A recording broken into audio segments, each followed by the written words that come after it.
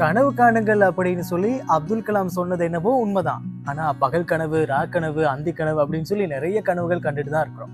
அப்படிப்பட்ட கனவை பத்தி நான் இப்ப பேச வரல. கனவு காண்ற நேரம் பெரும்பாலானாக்கள் இரவுல எந்திரிக்கிறது கிடையாது.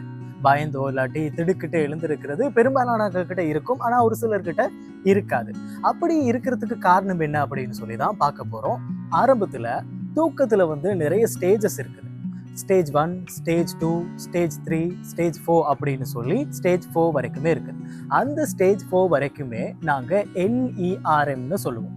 NERM அப்படின்னா நான் ரேபிட் ஐ மொமெண்ட் அப்படின்னு சொல்லுவாங்க. அதாவது பெரும்பாலும் கண் அசைவற்ற நேரம், அதாவது லேசான தூக்கம் அப்படின்னு சொல்லுவாங்க.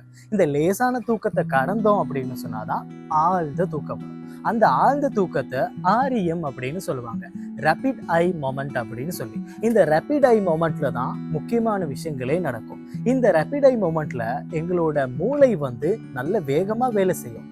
இந்த NREM ஸ்டேஜ்ல எங்களோட தசை பகுதி எல்லாமே அப்படியே இந்த பெரலைஸ் ஆன மாதிரி ஆகிறோம்னு சொன்னோம் இல்லையா, அது இறுக்கமாகிறோம் அப்படின்னு சொன்னோம் இல்லையா.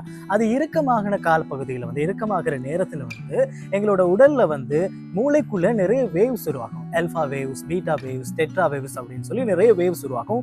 அந்த நேரம் எங்களோட மூளை இருக்குது இல்லையா, அது ரொம்ப வினைத்திறனா வேலை செய்யும், ரொம்ப ஃபாஸ்டா வேலை செய்யும். அதே மாதிரி கண்ணும் ரொம்ப வேகமா துடிக்கும். இந்த NREM அப்படிங்கிறத தாண்டி இருக்கிற REM அப்படிங்கிற ஒரு ஸ்லீப்பிங் ஸ்டேஜ்ல இந்த நேரத்துல எங்களோட மூளை ரொம்ப வேகமா சிந்திச்சுட்டு இருக்கும். ஆனா தசை பகுதிகள் வேலை செய்யாது, அப்படியே இறுகி இருக்கும். அந்த நேரத்துல நாங்க திடுக்கிட்டு எழும்புறதா இருந்தாலும் மூளை வேகமா வேலை செய்யும். அந்த நேரம் கனவு வந்தாலும் மூளை வேகமா வேலை செய்யும். தசைகள் அதுக்கு ஒத்துழைக்காது.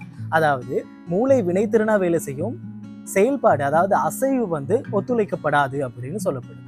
இந்த மாதிரியான நேரங்களை தான் நாங்க கனவு காண்கிற நேரமும் எங்களுக்கு எலும்பணும் போல தோணும், ஆனா எலும்ப முடியாது. காரணம் தசைகள் எல்லாம் இறுகி இருக்கும். இதனாலதான் நாங்க கனவு காண்ற நேரத்துல பெரும்பாலான நாட்கள் எந்திரிக்கிறது கிடையாது.